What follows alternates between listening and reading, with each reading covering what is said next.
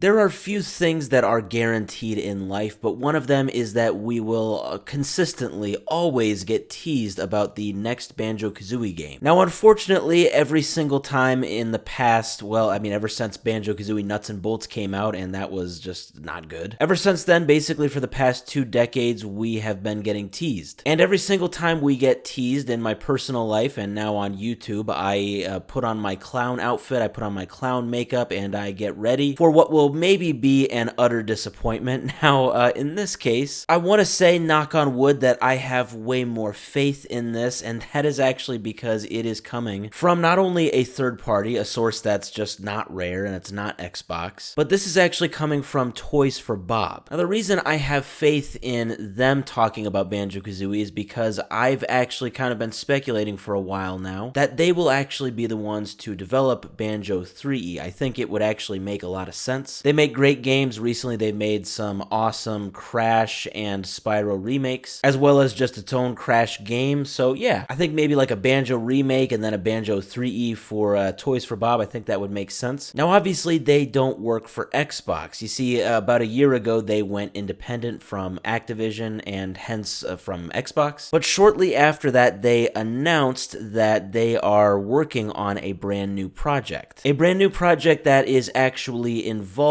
Xbox Game Studios. We don't know what it is, but essentially they are collaborating with Xbox, so it's very easy to believe that it is an Xbox IP. It's kind of weird when you look at the Wikipedia page of games they've developed in kind of the past few years now. Because they worked on Activision, they, after Spyro and Crash, worked a lot on Warzone. So it's really just Crash 4, a bunch of Warzone stuff, and then a Crash Team Rumble game that didn't do too well. But now we've got, yeah, this untitled Xbox Studios game, and that's kind of it. Nobody's really known anything about it for a while. Well, yesterday, a big YouTuber named Canadian Guy A came out with this video, and what is revealed in it is, I think, actually a very, very big deal, and a lot of people have caught on and have been talking about it. So this video, as I said, it is Canadian Guy A, and he is interviewing somebody by the name of Paul Yan. He is a studio head and chief creative officer at Toys for Bob, so definitely a bigwig there. Now, this video is about 8 minutes. Basically,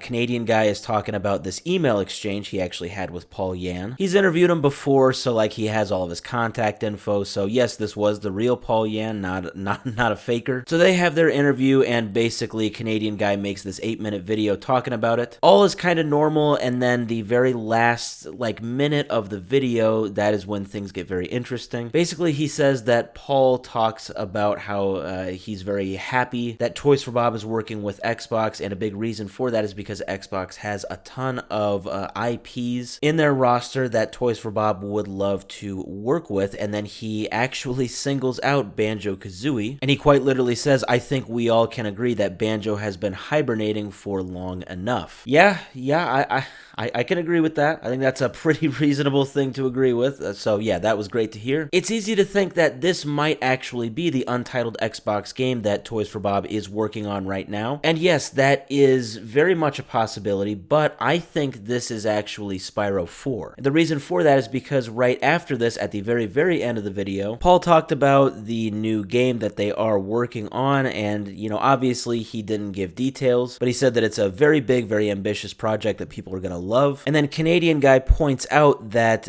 in the email, Paul actually went out of his way to color the text purple, like the text of his answers. There's this screenshot from it where he specifically kind of calls himself out in a sort of way by basically saying, yeah, these are my answers in purple. On surface level, you might be thinking, wow, what a waste of time. Thank you for that 20 seconds of explaining to me the color purple in an email. But given the context, given that he went out of his way to do this and point it out, I think this is very much a Spyro tease. I think that Spyro 4 is the game that they are working on, because in the middle of the interview, he did kind of also hint that the current project is maybe involved with Activision, just a little bit more maybe than Xbox Studios overall. That would obviously very much hint at Spyro, since that is under Activision's wing. So if I had to guess, I would say that yes, Spyro 4 is what is being worked on right now. But in the future, I mean, I could very much see it that Toys for Bob is not only interested in a Banjo revival, maybe a remake and then a Banjo 3E, but also I wouldn't put it past them that they have maybe maybe already been contracted for this with Xbox. Like I said, makes sense for Toys for Bob to go down this route with Xbox. Toys for Bob is very, very much well liked, so I think that it's safe to say that it would be a very good route for Toys for Bob to take, and I think that the resulting projects, if they involved Banjo, would be very, very awesome.